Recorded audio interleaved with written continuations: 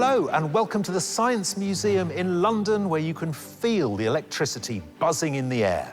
Tonight, an esteemed gathering of museum curators, guests and our very own judges have come together for a very special occasion. The new Landscape Artist of the Year, Monica Poppam, is about to unveil her winning commission, painted for this world-famous institution.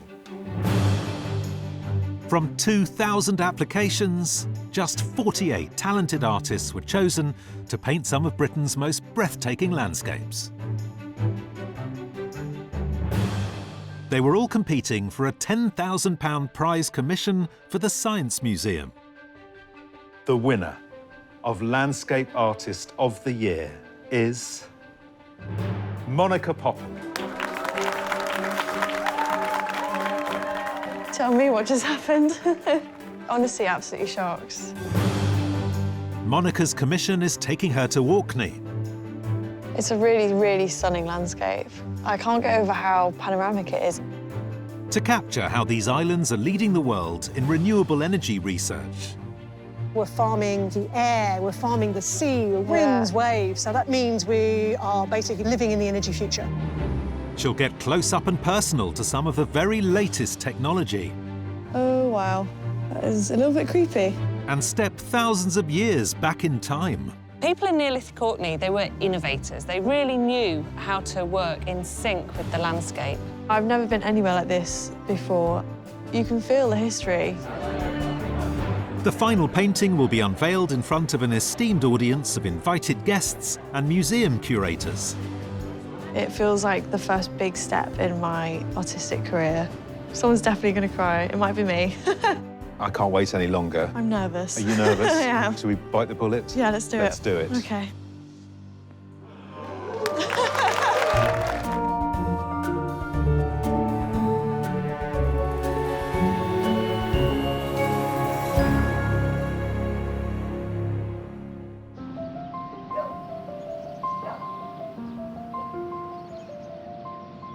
Chinese for dinner?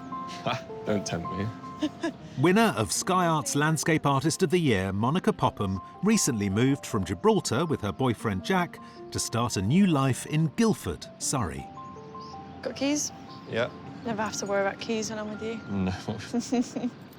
It's been an absolute whirlwind with a mixture of competition and moving house and first time living together. Do you want to watch a movie or a TV show? TV, I've got painting to do. A nice shot. At the moment, I work as a social media manager at the Performing Arts Academy. It's really cool because it's such a different part of the arts. But I would love to be a full-time artist, and one day that would be my sole job and responsibility. I mean, we joke about having a mundane life, but this has not been a normal, No, it's been normal few months. absolutely chaotic, hasn't it? Me and Monica, we were best friends in nursery. And then we met through a mutual friend again when we were 13. And yeah, we've been together ever since. It really has been a whirlwind, but I feel like we're coming at the end of it now. Yeah. We're in a two-bed house, so we've got the second bedroom set up as an office/studio. I call it an office, Monica calls it a studio. What are you working on? Just another tile. Since winning, I've just been recovering, to be honest. I spent all weekend horizontal, just taking it all in. Monica gained a place in this year's competition with a tightly cropped painting of a window and washing line in her home city of Gibraltar. It's this gorgeous tiny painting. I was so attracted to it because it was such an unassuming scene. For her heat in Liverpool, the architecture of the iconic Three Graces suited her style perfectly. She gave us a sense of looking up in awe at these huge buildings, and all on a painting that was this size, which is just extraordinary. Her semi-final painting of Buckler's Hard in Hampshire challenged her to a much greener landscape, which combined architecture with the natural environment. I was really expecting her to approach today in exactly the way she did with her submission and in Liverpool, but she found her moments of light. It's a really interesting painting, actually.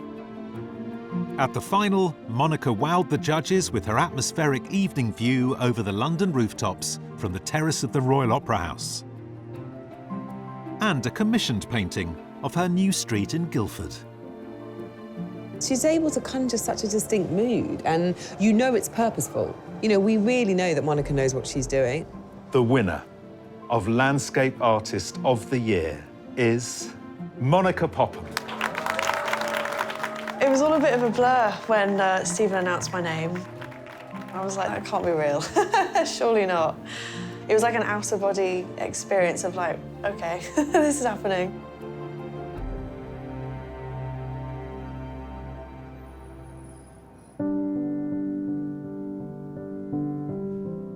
Monica was born and raised in Gibraltar. I love growing up in Giv. It was brilliant. There's this huge community feeling of everyone knows everyone. My art teachers were great with me and, you know, really nurtured that passion I had. It's very colourful, that light, that Mediterranean feel. I love the vibrancy of Gibraltar. The main thing I focus on in my painting is light and shadows and the contrast between that and trying to get those like warm tones against the cool tones. So when I moved to the UK, I was worried that I wouldn't be able to translate that because obviously living in the Mediterranean, you got those colours and the light. But since the competition, I've actually realised that I can trust myself a lot more, and it's shown me that I can use what I've learned from painting Gibraltar and bring it over here.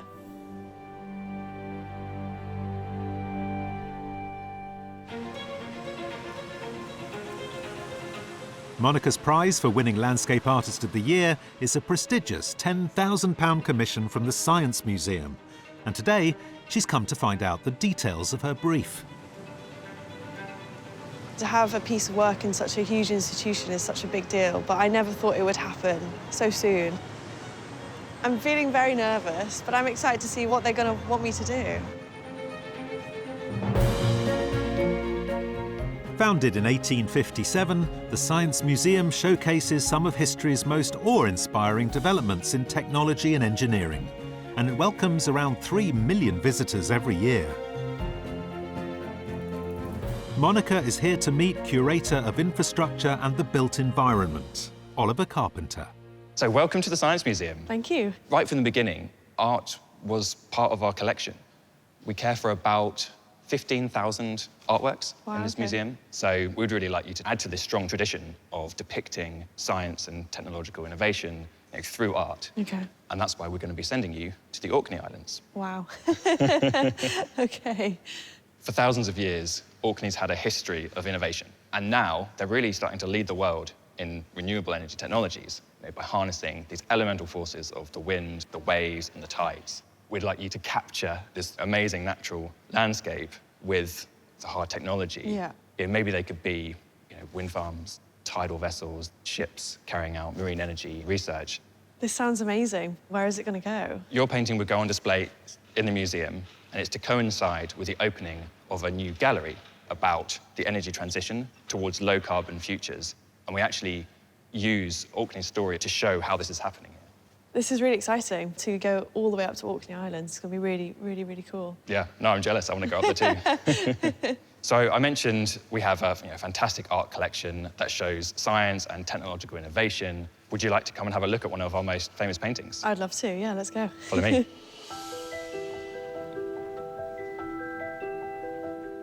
Colebrook Dale by Night by Philippe Jacques de Loutherbourg was painted in 1801 and shows the Bedlam furnaces of Shropshire's Iron Bridge Gorge.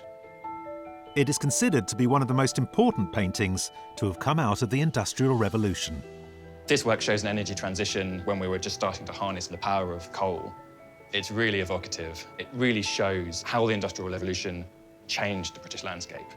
I love how you've got the mix of traditional landscape along with the industrial side of technology. We're now in the midst of a new energy transition, and that is what we'd like you to capture. Exciting, yeah, I can't wait. Can't wait to get started. I'm feeling good. I'm feeling less anxious than when I walked into the museum. Normally when I start a painting, I've already got an image of what I want it to look like, whereas this is a completely unknown. I think the exciting bit is the unknown, but it's also the scary part. And the fact that it's going to be going in the Science Museum is a huge responsibility. I'm ready to get going now.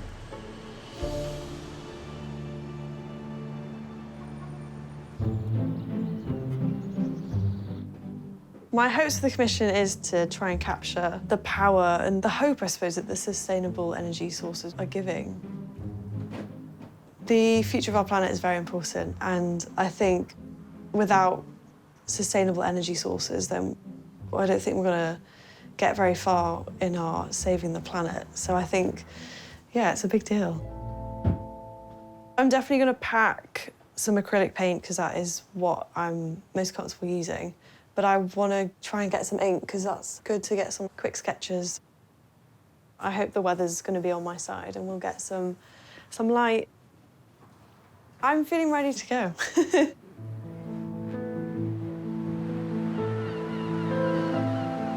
10 miles north of the Scottish mainland, Orkney is made up of over 70 islands and is closer to the Arctic than it is to London. Its wild landscape and powerful natural resources have placed it at the centre of a renewable energy revolution. Monica has arrived in Stromness, a small seaport town in southwest mainland. I'm really excited to finally be here. It's a really, really stunning landscape. I can't get over how panoramic it is and how flat the land is. There's no trees. The tallest thing I can see here is that wind turbine out in the distance.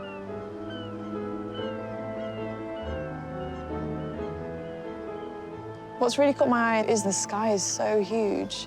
You can see the weather from miles away. There's nothing standing in your way other than a few cows. You've got the old buildings, the farmland, the sea, the mountains in the background. I think quick sketches is definitely the way forward, especially for the landscape that seems to change so quickly. It just gives me an idea of the architecture, but also the land and the weather. It's such an inspiring landscape.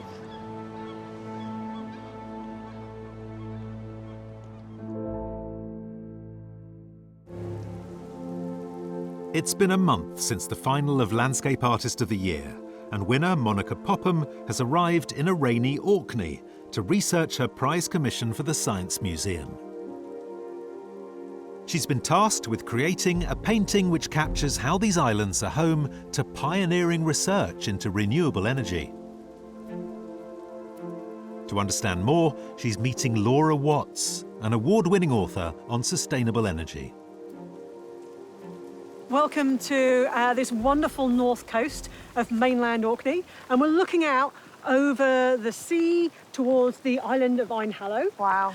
And the important thing about this particular place is that we're looking at the place where the Atlantic meets the North Sea, and they get funneled through this little opening past Einhallow, and you have these incredible tides as a result. So here we are standing at one of the places where we have this incredible tidal energy in Orkney. Wow. So you've got so much renewable energy and it's all due to the elements. Is that correct? Yeah, you can kind of feel it. Orkney is a place where you're almost like living in the sky. Yeah. So you're living in the wind, you feel it on your body when you're walking around. It's part of the landscape. When you're looking at the wind turbines through the clouds, you have this sense that the energy in the air is really close to you. It's incredible. I mean, you've got a stunning landscape and then you've got all this innovation to create this beacon of hope, I suppose, against the climate crisis. I couldn't have said it better. It is very much a place of optimism and hope that we are going to have a livable future. Yeah, and you feel that. Since an early prototype wind turbine was installed here in the 1950s, Orkney has been at the centre of renewable energy innovation. Today, it's home to the UK's highest concentration of micro-wind turbines, hundreds of households using electric vehicles, and a globally renowned marine energy test site. Orkney produces over 100% of its electricity needs from natural resources alone. Hammers Hill Wind Farm produces electricity for up to 4,000 households per year. So in front of us, we have 5 900 kilowatt turbines. Wow. So on a day like today, they're turning gently, it might be generating, say, 10% of the island's electricity needs. But if we've got a really windy day, they might be generating as much as 50% of the island's needs. So these are really, really powerful I suppose Orkney is constantly producing energy because when there's no wind, you've still got the currents, so it's just a constant cycle. Yeah, and when we generate more electricity than we need, that's when we send it to the rest of the country. So wherever you are living south, then you're literally plugging into this landscape. So in lots of ways, we're kind of at the edge. But not only are we at the geographic periphery here in Orkney, but we're also at the cutting edge of innovation. Yeah, I mean, I think I'm really starting to get a sense of why Orkney is so special. It's a place where we've been farming for, what, 5,000 years? Yeah. But now we're farming the air, we're farming the sea, winds, waves. So that means we are basically living in the energy future. Laura is absolutely brilliant. It's so great when someone's so passionate about a subject that you don't know much about, and she explained it perfectly. I just managed to really understand why it's such a great place for renewable energy.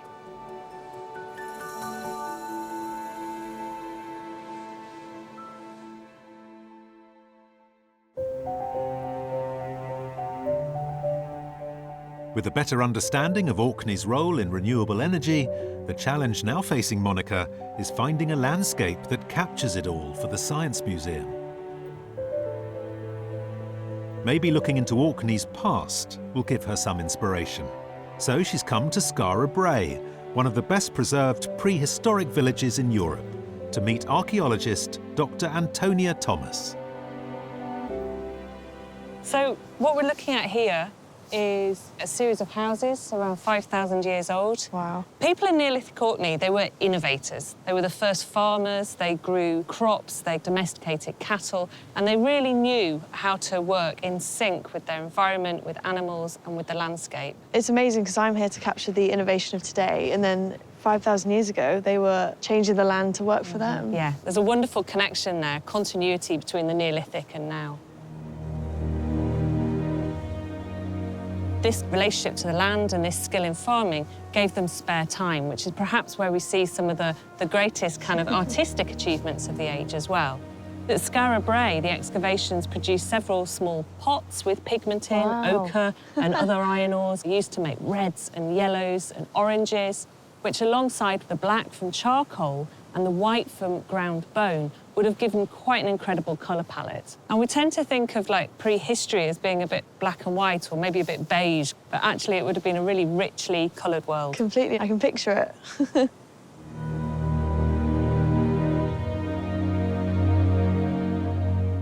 I'm really overwhelmed at how beautiful Orkney is. You know, you've got the history here and then the new technologies.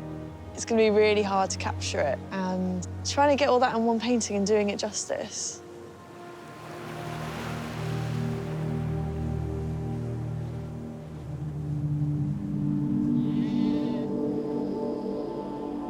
In search of a good place for her second study, Monica makes one more stop in the heart of Neolithic Orkney. For some, new technology like wind turbines are a blot on the landscape. But it turns out that humans have been sticking up obelisks here for millennia.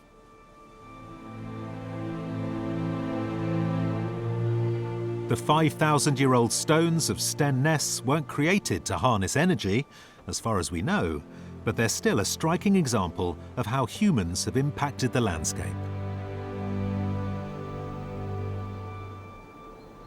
I mean, this is every landscape artist's dream.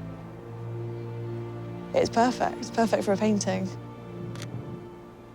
It's a brilliant place to capture the ancient along with the modern, because we're quite close to a road and we've got houses that you can see from here. I've never been anywhere like this before. You can feel the history. I think the painting I'm going to do now will be like a colour study, trying to capture the colours of the hills, and there's more reddy tones than I thought there'd be. So I think trying to capture that while I'm here, rather than through a photo when I'm back in my studio, I think that would be very important.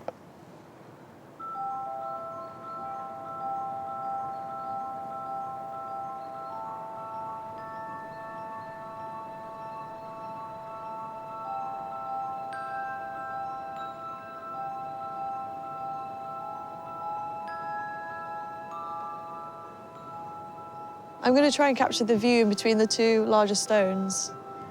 I mean, it's like it frames the landscape perfectly. I suppose I imagined like blue sea and then the green fields, but you've got like yellows and purples and pinks and browns, and the colour palette's fantastic. I'm currently just getting the base colours down and playing around with colours, really. It's so vivid when you look at it, and then trying to get that same vividness on paint is really quite difficult. Sketching is definitely making me think about the landscape and how I want to capture it. But it's actually harder than I thought it would be to try and get the colours right. And the light as well, because it's such a flat light. There's no shadows, which are my go-to to try and like make a painting pop. The hills are really easy to paint, and then when you start actually going, the perspective is really hard. I think it's dawning on me what I've got to try and achieve.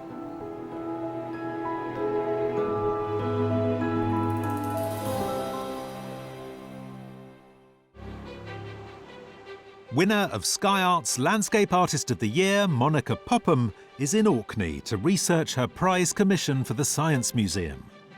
In search of a single vista which captures the role of these islands in renewable energy research, she's heading out to sea. Today we're going to go see a tidal device. I feel very lucky to have the chance to be able to do this. Yeah, I'm excited.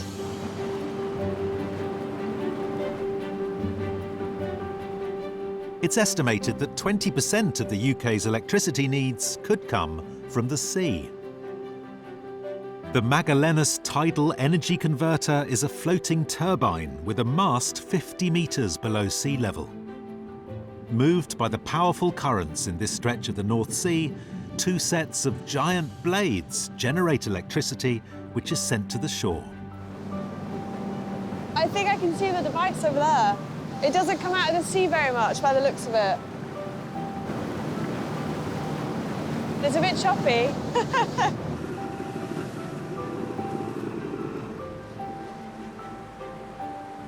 All good? Okay. Yes, there we are. Welcome to the Magellanus Tidal Energy Converter. It generates powers from the currents. So is there a lot of this going on around the Orkney Islands? Yeah, it's like a laboratory island that stores the surplus of electricity as hydrogen, and then uses that for transport, factories, and for other purposes. So Orkney is really starting the revolution of sustainable energy. Yeah, definitely. It's a reality right now for isolated small places like this one, but it will be definitely scalable into bigger places. We can maybe go to the main body and take a look. Yeah, I'd really love that.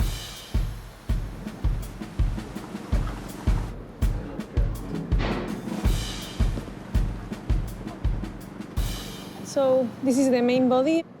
And then down here, we got the mast that goes 15 meters down the water level. Wow. And down there are the two sets of blades. Oh, wow. Do you go down there? Yeah, we usually have to go for maintenance. Wow. That is a little bit creepy. Yeah, it's quite extreme to go down there, but it's fun. Yeah.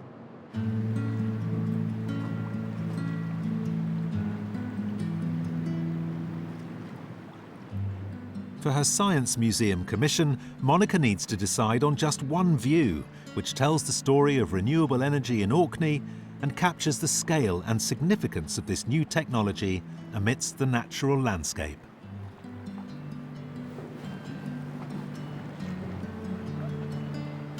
Being on board, I want to do a quick sketch and try and include the boat somehow, but also include the land and the sea.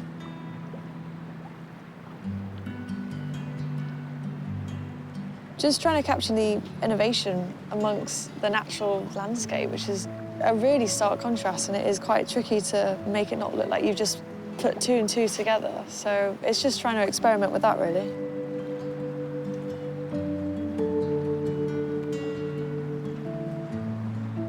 I really like the contrast between the bright yellow railings and then you've got like the natural rock in the background, because they just look so out of place out here in the ocean.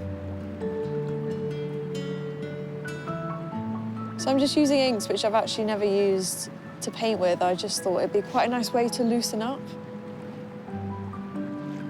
It's just like gathering thoughts, really, rather than like finished studies.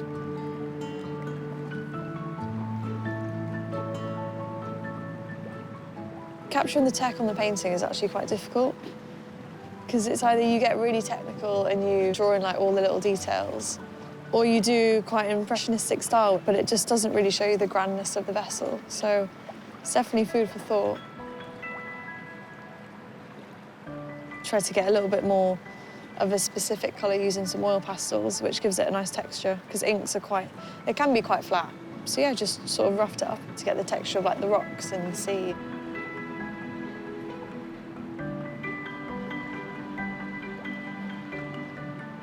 I love cropping images because I think if I was to do a painting of the whole thing, I'd find it a bit overwhelming. I can choose what I want in it and what I want to not be included.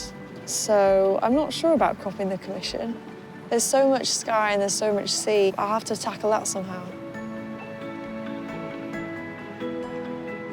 The more time I've spent in Orkney, the more I've realised the environment and the science plays a really big role. Separately, but also together. And without one or the other, it wouldn't really work. So, yeah, it's been really helpful to understand both of them in their own way.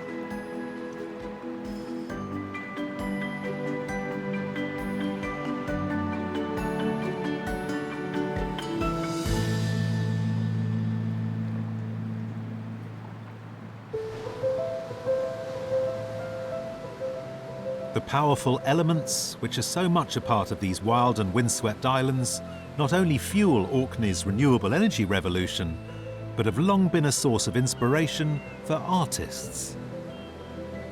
Monica has travelled to Yesnaby, a remote stretch of coastline on western mainland, to meet Laura Driver, a local artist whose abstract works reflect the ever-changing nature of her native landscape. So what is it about Orkney that you love capturing in your paintings? So the colour, the texture. Standing here, it's quite often described as a patchwork of colour. I can come one day and it can look like this, and I can come another day and we've got this flat light, and it can be all grey and dull, but I love that contrast. And it really excites me coming to see those changes. Yeah, completely, I get that. So, Monica, there's a wee spot over here I'd love to show you, just on the headland. Let's go. Laura is taking Monica to one of her favourite spots and has brought along her sketchbook.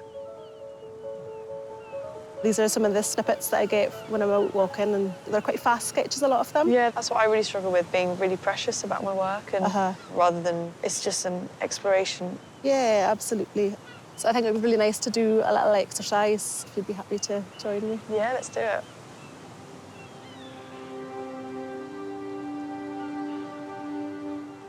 So, Monica, I love to just sit and listen for a little while and really feel like I'm part of the landscape.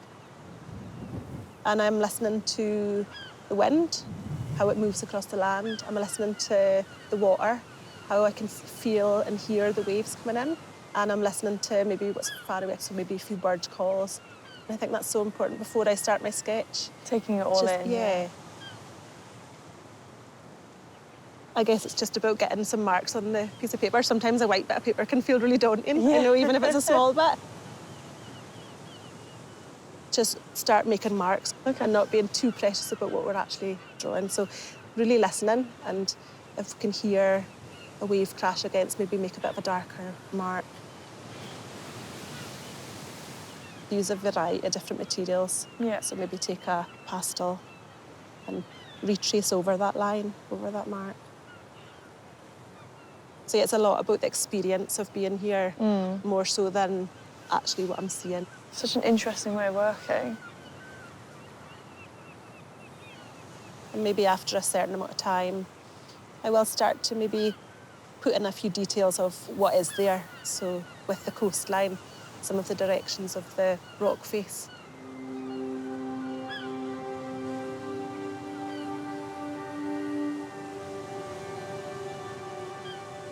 You're new to this landscape. I love that you've picked out those colours in comparison to the colours that I've used. You know? It's interesting because you've got quite earthy tones, and I've gone for the more orangey tones, and it's just, I suppose it's just our language as an artist. I find that really interesting to see how you've responded. So I've been asked to capture how Orkney is paving the way for renewable energy. The new technology and the science along with the old landscape. How we bring that together, yeah.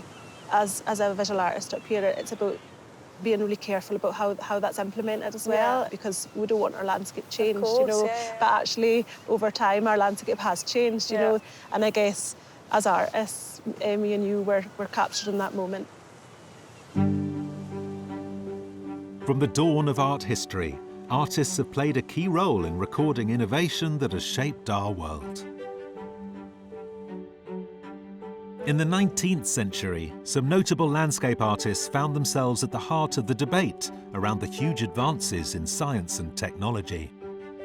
Philippe Jacques de Loutherbourg offered powerful commentary on man's changing relationship to nature, but not all were so damning. J.M.W. Turner captured the seismic changes with a sense of possibility. Welsh artist Penry Williams had a more pastoral representation of industry. Monica's challenge is to capture 21st century technology and a new relationship between humans and the natural world.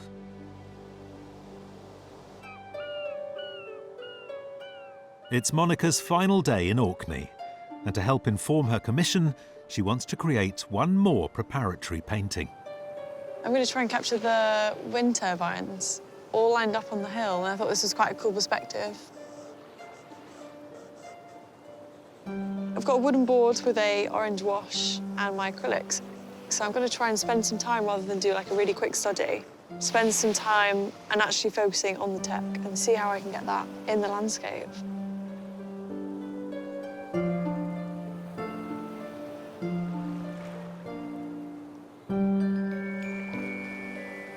Try to get it all in, really. Try to get the sand, the sea, the grass, the wind turbines, a house, and the sky.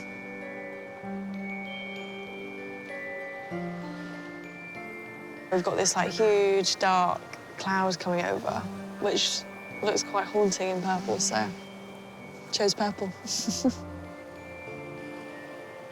The more I paint Orkney, the more I realise what an important role the sky plays in the landscape. I think the sky is going to be really important, especially like showing a wind turbine. You can't really show them spinning in a painting, so I think if you show the skies moving, you can show that sort of movement in the painting. The wind turbines are just such stark figures in the landscape. They really stand out, but they also fit in a really bizarre way. I think the more I've learned about the importance of them, the more I see them working with the environment rather than them jutting out and being an awkward part of the environment. So, yeah, I think it's really helped capturing them and trying to draw them. I think I'm a lot clearer on what I want to do for the commission. I mean, even painting this, the canvas itself doesn't feel long enough. To be able to capture the grandness and the openness of the sky, I need to have something a bit longer. Rather than going up, I want to go across. I think that is going to be the best way to capture it.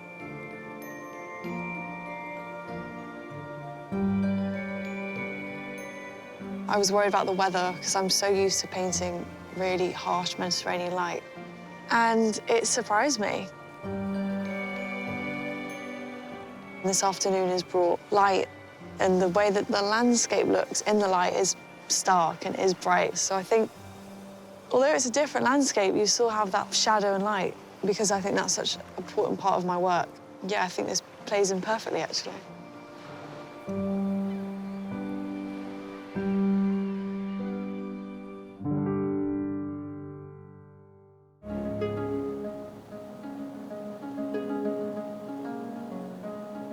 Winner of Sky Arts Landscape Artist of the Year, Monica Poppam, has returned from her trip to Orkney, and back home in Surrey, she's preparing to start her commission for the Science Museum. I'm feeling OK about tackling the commission. I've found what I want to paint. I'm just apprehensive about how I'm going to paint it. My biggest concern is the perspective at the moment. Feels quite out of my comfort zone because I'm used to straight lines and windows and architecture, so The more practice, the better, to be honest. I mean, as soon as we arrived in Orkney, I was shocked at how panoramic it was. You could look for miles and miles and miles and not have anything in your way. This view's a lot hillier and there's way more trees, but you still get that vast landscape. And it's just figuring out how to make it look like you can see for miles and miles. The way you do the curvature of the hills, I'm very used to cropping and zooming in on things. It's more brain work than painting a building for me.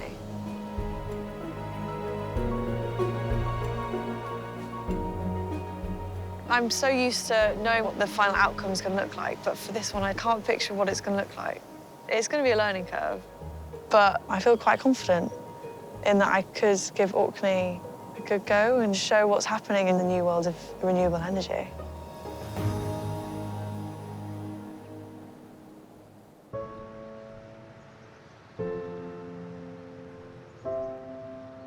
In just 2 weeks' time, Monica's commission will be unveiled in front of an audience at the Science Museum.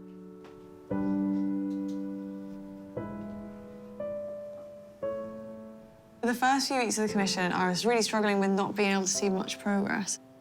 I still felt like I was right at the beginning, but the past few days, I think it's clicked and I've managed to capture that light that I wanted and managed to put a few buildings in there. I feel like I put my own little stamp on it. So, yeah. I knew I wanted it to be a big landscape. Orkney was just acres and acres of fields, and then these huge, magnificent clouds. I mean, if I had a few months, I might have even gone a bit bigger, but I think I'm managing to capture that panoramic sense. My biggest concern is trying to capture the elements and show like the changing weather. I've managed to capture the light on the ground. I just need the sky to match it. And I don't include sky in my pieces. A lot of my pieces are so cropped that the sky isn't really part of it. So this is going to be a really big challenge to try and capture, and not just a plain blue sky as well. It's got to be, you know, a dramatic sky. So, yeah. I've never really allowed myself to think that this could be a full-time job. And the competition has made me feel like, OK, maybe there is a possibility. I don't even know if I can put into words what it's meant to me. It's been a really big confidence boost.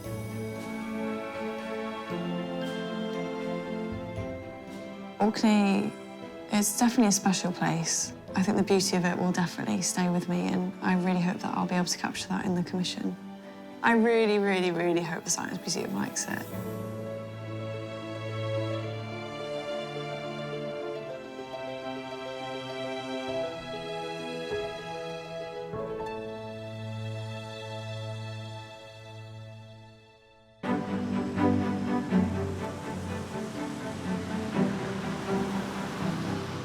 Tonight, Monica's winning commission will be unveiled, and her family has travelled from Gibraltar to join her at the Science Museum. It feels like the first big step in my artistic career. So yeah, it's a crazy mix of emotions. I would love tonight to go really well and everyone to be like, wow, that's amazing, and not be like, oh, it's different. Someone's definitely going to cry. It might be me. As an audience of friends, family and curators gather, there are 3 guests in particular who've been looking forward to this moment. It's exciting to be at the Science Museum, isn't it? I think the thing that's so exciting for me is I genuinely can't picture Monica's painting, but I've got every faith that I'm going to be really, really excited by it. It's great that we were able to send her out there to sort of wrestle with all those sustainable technologies that they've been developing. What I'm just curious about is what could she possibly have picked on? But I don't have any worry about that because she can just pick something up and kind of elevate it and make it really enthralling. I think actually she may have made a work that will change her painting moving forward. You know, it could be a major transformation for her.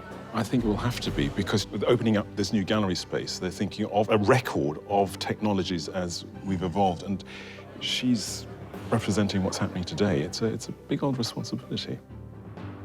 Good evening, everyone. It's an absolute delight to be here for a very, very special occasion, the unveiling of Landscape Artist of the Year, Monica Poppam's winning commission. But before we see the finished artwork, it is finished, isn't it? Yeah, it is, yeah, good. We're going to hear a few words from the museum's head of collections and principal curator, Jessica Bradford. Jessica. Thank you. Art can ask questions of science. It helps us communicate the power of science and how science changes our world. So we really can't wait to see what you've done with this amazing commission. Wow. How does that make you feel? No pressure. Well, I'm excited. I can't wait any longer. I'm nervous. Are you nervous? I am. Shall we just bite the bullet? Yeah, let's do it. Let's do it. Okay. Here we go. The winning commission. All right, Monica? Yeah. 3, 2, 1.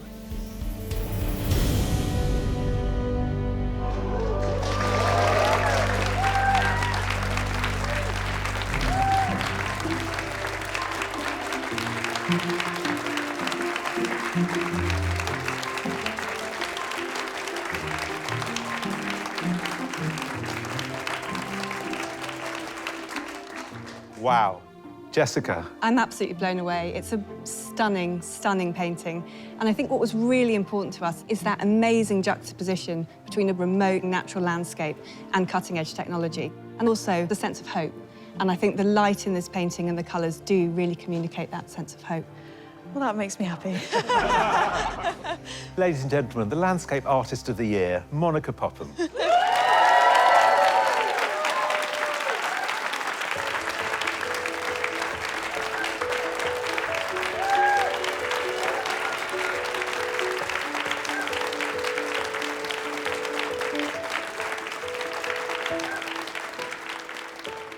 Well done. It is majestic. Thank you. You found your palette. There are bits of you that Yeah. are clearly defined. Yeah, I think it's distinctively yours. I feel like it's a love letter to this place. Thank you. I think what's really interesting is how beautiful she has made that technology, how much a part of the landscape it is. It really perfectly brings out the story of Orkney that we wanted to tell. Absolutely delighted with Monica's commission. She's used this device of these heavy clouds in the landscape to sandwich space and tell the whole story across the width of the canvas about renewable energy, using not only the turbines, of course, but sunlight, landscape, clouds. It's all there, and it's all done in her own style. And that's always important with a commission. We made her push herself, and she's completely delivered. I mean, to go on that scale is really, really brave. And to get that mood tells me an awful lot about the promise that we have in this young artist that we've found. I'm just so impressed when you see a young artist like really rise to the challenge, make Orkney their own, and bring it back to the Science Museum of all places. I feel really, really thrilled to be part of her story, and this is just the beginning for her. Oh my God, I did it! That went incredible, to be honest. Seeing everyone's reaction, it was really special. It was really emotional. Really proud of her. What a journey it's been, my God. It's meant everything. To enter a competition, to think nothing of it, and then to suddenly win it, and then to be here tonight and be with my family and have this painting revealed. I'm feeling overwhelmed, emotional, and just really grateful for the opportunity, and yeah, just really grateful.